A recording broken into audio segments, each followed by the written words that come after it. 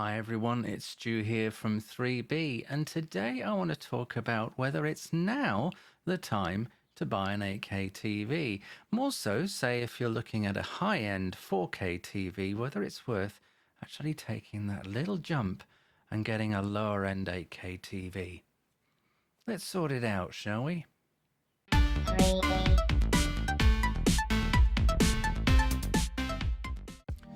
So here we are. 8K TVs have been out now probably a good 3 years or so, and when they first were released, they were astonishing prices. You could easily buy a brand new car for the price of a 4K TV. Now, as we've seen economies of scale start to sort of work their way into the production line, so it's become cheaper for them to produce 8K panels. Much like it did with HD and 4K, things get cheaper over time. It's important to also note that not many people have 4K TVs yet, so this whole 8K thing is kind of a little bit redundant in that regard, because it's going to be a very long time before we see 8K broadcasts and a lot of 8K content. But it's important to note that a lot of these 8K TVs do upscale tremendously from 4K and from HD content, so there is that. But the thing I really want to discuss is that, and I'm talking for myself here, is that I've had the Samsung KS8000 now for 4 years. And it's a great TV that, as much like every other TVs, they have issues and problems, but most of all, I've been predominantly happy with it, and as have many of you that have very similar TVs to me.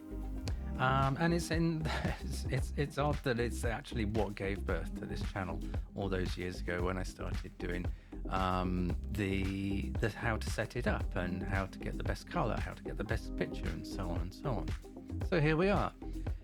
Now I'm now in the market for a new TV. I think now is the time to buy either a very good 4K TV or a lower end 8K TV.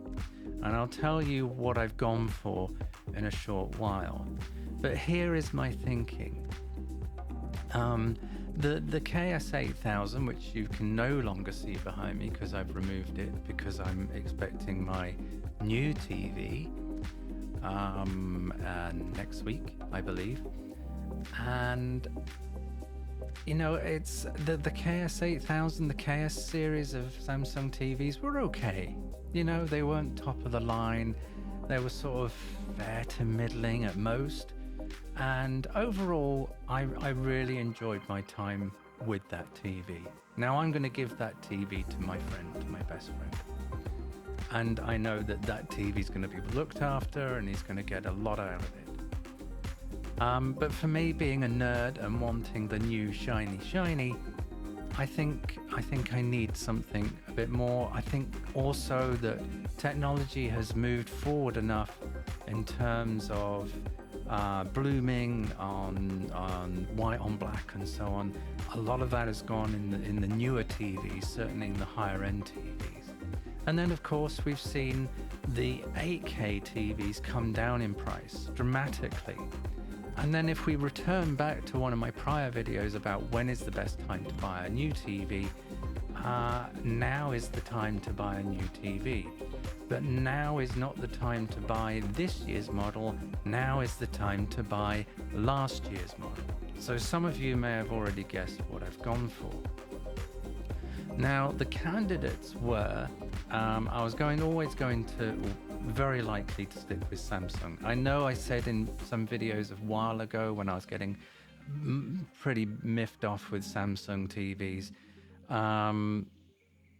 but overall, in terms of price and tech and everything, I think Samsung still has the edge. And you get, I think it's just great bang for your buck as well.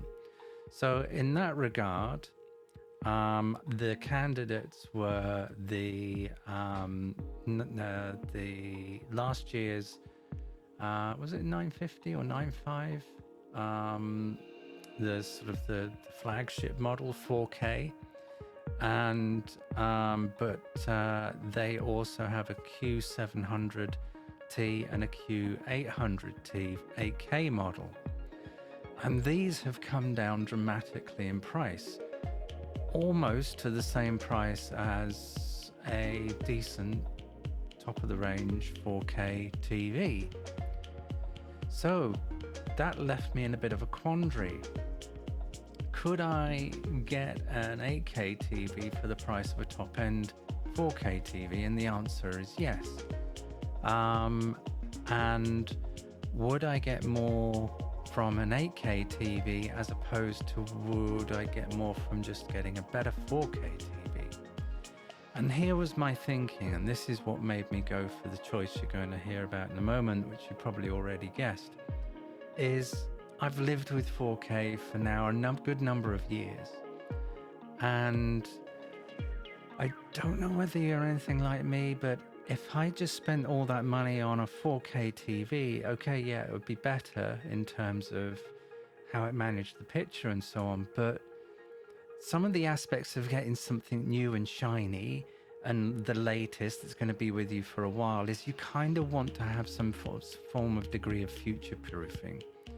And 4K to me is not future proofing. I think in a number of years, we're very quickly going to see more and more content in terms of 8K.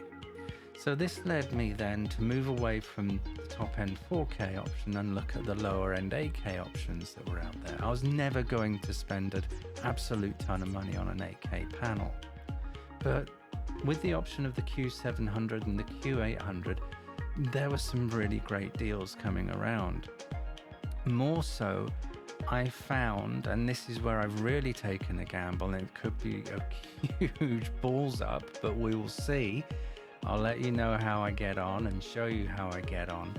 Is what I've gone for is a Q800T, a refurbished A grade model. Now, I could have gone for new and it would have been £2,000, but I got an A grade model that's just an open box, hasn't been used apparently. It doesn't come with a stand, but that doesn't bother me. It's been reboxed, but it is brand new apparently in terms of it's not been used, and it's A grade. Plus I got it for £1,500.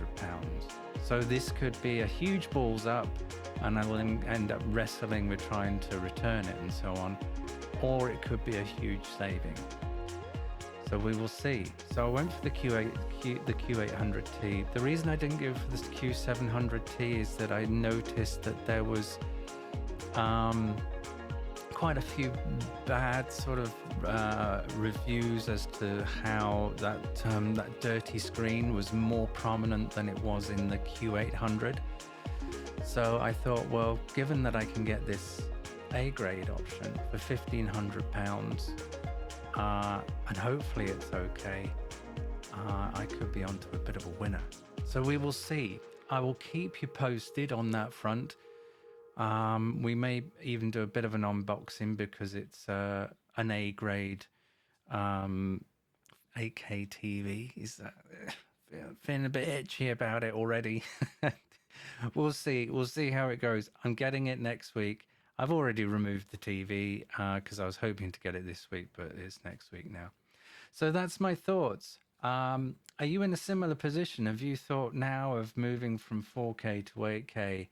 And what are your thoughts on that? Do you already have an 8K TV? Or are you in the market for an 8K TV or even a top-end 4K TV? Let me know your thoughts below. And we'll have a bit of a chat about it, shall we? In the meantime, give me a thumbs up or a thumbs down. It's your opinion. It's absolutely fine.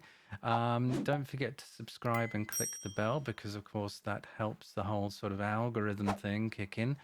And I'll see you next time. Take good care, and I'll see you soon.